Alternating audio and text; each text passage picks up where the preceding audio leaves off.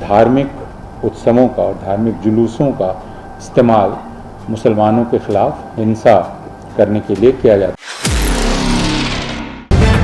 The live TV, सच सबसे आगे।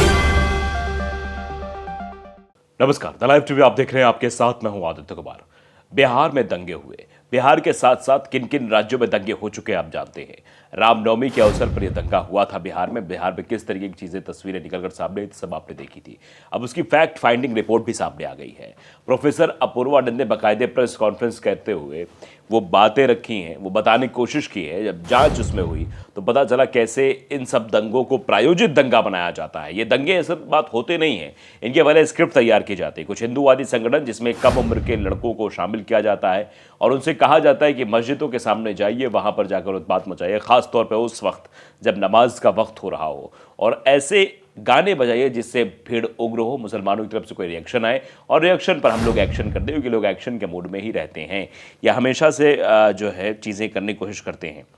आप समझिए किस तरीके से वो रामनवमी के दिन दंगा हुआ, किस तरीके से चीज़ें वहाँ दिखी बिहार के नालंदा ज़िले में, बिहार शरीफ में जली हुई दुकानें, सारी तस्वीरें अगर आप देखेंगे तो आपको लगे किस तरीके की चीज़ें वहाँ हुई हैं। उस दृश्य को भी हम बताएंगे, लेकिन फिलहाल तो इंडियन अमेरिकन मुस्लिम काउंसिल ने वीडियो ट्वीट करते हुए एक वीडियो ट्वीट किया जिसमें बाकायदे प्रोफेसर अपूर्वानंद बोल रहे हैं, वो उन सब चीज़ों को बता रहे हैं। बिहार दंगे पर फैक्ट फाइंडिंग ये रिपोर्ट है जो सौंपी जा रही है। आप ज़रा थोड़ा सा क्लिप सुन लीजिए, फिर उसके बाद आगे की चर्चा करते हैं किस तरीके की चीज़ें हो रही हैं। धार्मिक उत्सवों का और धार्मिक जुलूसों का इस्तेमाल मुसलमानों के खिलाफ हिंसा करने के लिए किया जाता है। मुसलमानों को गाली गलौज करना, उनको अपमानित करना। तो सुन लिया आपने, प्रोफेसर अपूर्वानंद को भी आपने सुन लिया।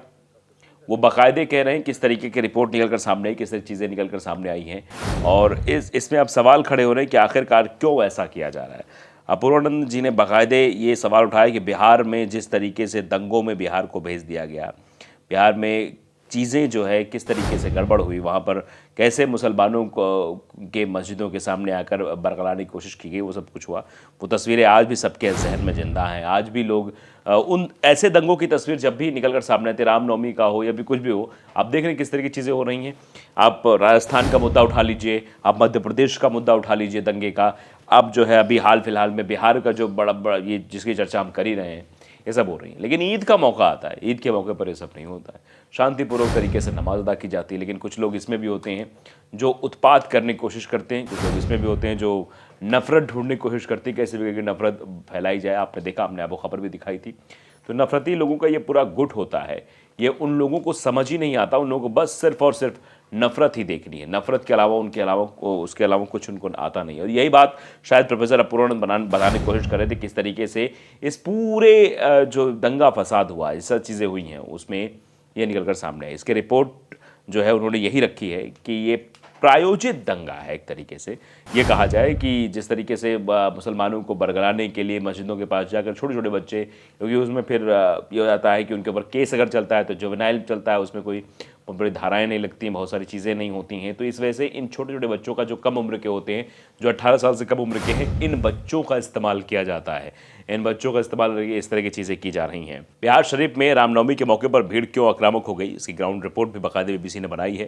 बीबीसी ने लिखा है कि बिहार के नालंदा जिले के बिहार शरीफ में जली हुई दुकानें, गोदाम और घर से छिपकर बाहर की तरफ झांक रहे लोगों को देखकर शहर में फैली दहशत महसूस की जा सकती है।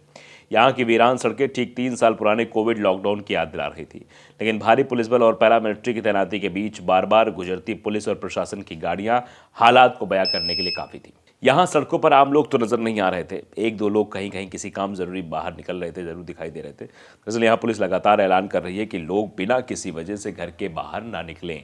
ये स्थिति यहाँ की बना दी है। बिहार की राजधानी पटना से करीब 70 किलोमीटर दूर मौजूद बिहार शरीफ नालंदा जिले का मुख्यालय है।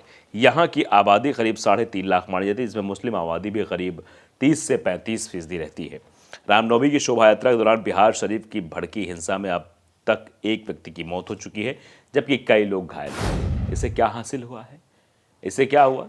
कई लोग घायल हो गए, एक व्यक्ति की जान चली गई, क्या वापस आ सकती है?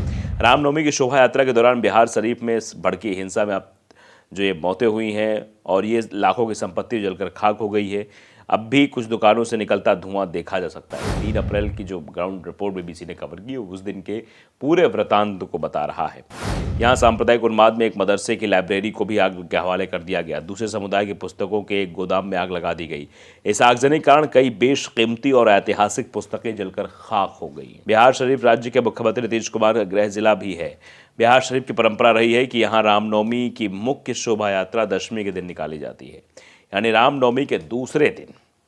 लेकिन इस शोभा यात्रा के बाद जो हिंसा बढ़ गई उसके बाद से यहाँ हालात तनावपूर्ण बने हुए हैं।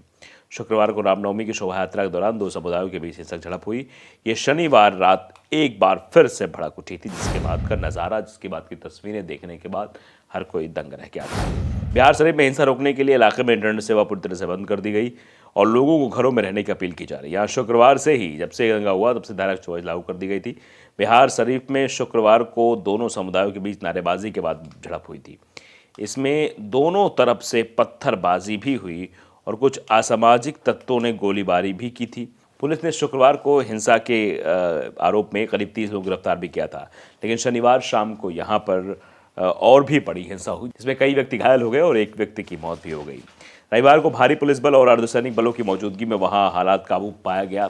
और फिर यहाँ हिंसा के पीछे वजहों को जानने के लिए पुलिस कमिश्नर और आईजी ने शहर पुलिस अधिकारियों ने, बड़े अधिकारियों ने वहाँ के सीसीटीवी फुटेज खंगालने शुरू किए। और नालंदा के पुलिस अधीक्षक अशोक मिश्रा ने बताया कि बिहार शरीफ में पिछले साल की रामनवमी की शोभा यात्रा निकाली गई, लेकिन कोई हिंसा नहीं हुई थी। यहाँ मुहर्रम में भी कोई हिंसा नहीं हुई थी। अशोक मिश्रा के मुताबिक इस बार रामनवमी की शोभा यात्रा में भीड़ काफ़ी ज़्यादा थी। इस यात्रा का आयोजन विश्व हिंदू परिषद और बजरंग दल मिलकर करते हैं। इस बार की यात्रा में लोग उत्तेजित नजर आ रहे हैं। समझिए बात को आप। पुलिस की रिपोर्ट में भी ये निकल कर सामने आ रहा है कि वहां पर लोग उत्तेजित थे। नालंदा पुलिस और जिला प्रशासन रविवार को शहर के सभी 51 वार्ड सदस्यों के साथ मीटिंग की और उनके साथ मिलकर शहर में शांति बनाए रखने की अपील की है। इस बीच बिहार के मुख्यमंत्री नीतीश कुमार ने भी बयान दिया कि बिहार शरीफ में किसी ने गड़बड़ी की है और पुलिस उसकी जांच कर रही है।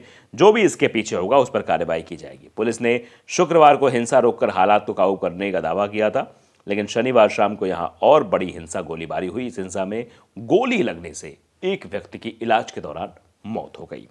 रविवार को भारी पुलिस बल और अर्धसैनिक बलों की मौजूदगी में यहां हिंसा पर काबू पाने की कोशिश की गई, लेकिन शहर का जो वो माहौल है वो अभी भी तनावग्रस्त बना हुआ है और आम लोग डर की साए में जीवन जीने को मजबूर हैं। दरअसल हिंसा की शुरुआत कैसे हुई? बिहार शरीफ में रामनवमी की शोभा यात्रा के लिए अलग अलग मोहल्लों की झांकियां श्रम कल्याण केंद्र के स्टेडियम तक आती हैं। यहां से सब मिलकर एक शोभा यात्रा निकालते हैं जो शहर में घूमते हुए करीब 3 किलोमीटर दूर मणिराम अखाड़े तक जाती है। इस साल भी शुक्रवार करीब 3 बजे ये शोभा यात्रा निकाली गई और लोग रांची रोड मुरारपुर होते हुए अखाड़े की तरफ बढ़े। लेकिन रांची रोड पर गगन दीवान इलाके तक शोभा यात्रा के पहुंचते पहुंचते माहौल बदलने लगा। दरअसल शोभा यात्रा के दौरान गगन दीवान के पास कुछ अफवाहें फैली। वो नालंदा एसपी खुद मौजूद थे। उस जगह हालात को काबू पा लिया गया, लेकिन तभी मुरादपुर मस्जिद के पास नारेबाजी हुई और 2 समुदायों के बीच पत्थरबाजी हो गई। आप समझिए कि इसमें किन किन बच्चों को शामिल किया था, कैसे कैसे उत्पाद मचाने की कोशिश की जाती है। इस मस्जिद में मौजूद मोहम्मद सोहराबुद्दीन का कहना है कि पिछले 15 साल के अनुभव उन्होंने बिहार शरीफ में ऐसी हिंसा कभी नहीं देखी। उनका आरोप है कि लोग मस्जिद के ऊपर चढ़ गए और मस्जिद के मीनारों के अलावा अंदर की दीवार और शीशे तक तोड़ दिए। उनका दावा है यहाँ गोलीबारी भी की गई। नालंदा जिलाधिकारी शशांक शुभंकर के मुताबिक शुक्रवार को हुई गोलीबारी में कुछ लोगों के गोली के छर्रे से चोट भी लगी। इस मस्जिद के ठीक पीछे एक मदरसा है जो 1910 में बना था और इसे 1930 सरकार से मान्यता भी मिल गई थी। इसमें इस मदरसा अजिया में भी तोड़फोड़ और आगजनी की निशानी आसानी से देखी जा सकती है। इस तरीके की चीज़ें भी हुई। हिंसा फैलती गई। मस्जिद और मदरसे पर शुरू हुई हिंसा को जब तक पुलिस संभालती तब तक कई इलाकों में ये हिंसा फैल गई। तो ये एक तरीके से सुनियोजित थी। दुकान पर भी हमला किया गया। इसी दुकान के ठीक सामने एक दुकान है जो विकी नाम के शख्स थे। उन्होंने बताया कि गगन दीवान के में सबसे पहले हंगामा शुरू हुआ, उसके बाद यहाँ हिंसा फैलती गई। उसी हिंसा में जूते चप्पल की दुकानों में भी आग लगा दी गई। तो ये हिंसा बढ़ती गई और हिंसा के बाद इसने बहुत बड़ा रूप ले लिया। तो साफ तौर पर ये कुछ लोग हैं जो फाइंडिंग फैक्ट रिपोर्ट आई है जो बताई गई है पूर्णानंद द्वारा, प्रोफेसर है जो DU के, जो बताया उन्होंने किस तरीके से इसमें सुनियोजित तरीके से इस हिंसा को अंजाम दिया। तो लाइव टीवी अगर आपने सब्सक्राइब नहीं किया, सब्सक्राइब जरूर करिए, बेल आइकन दबाइए ताकि सच खबर आप तक पहुंचती रहे। नमस्कार। द लाइव टीवी, सच सबसे आगे।